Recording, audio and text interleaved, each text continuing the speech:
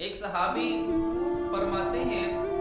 کہ میں نے حضرت ابو ہریرہ رضی اللہ تعالی عنہ سے کہا، ابو ہریرہ، میرے 2 لختے جگر انتقال کر گئے ہیں، مجھے کوئی نبی کریم صلی اللہ علیہ وسلم کا فرمان ہو تو سنائیں جس سے مجھے اطمینان ہو، تسلی ہو۔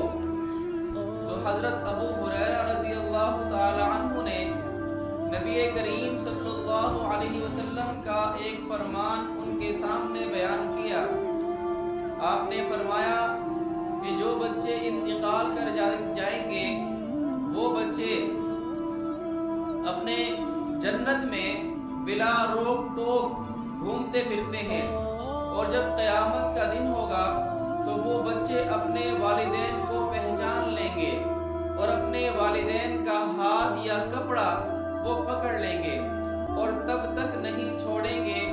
جب تک اللہ تبارک و تعالی انہیں اور ان کے والدین کو جنت میں نہ بھیج دے گا۔ سبحان اللہ۔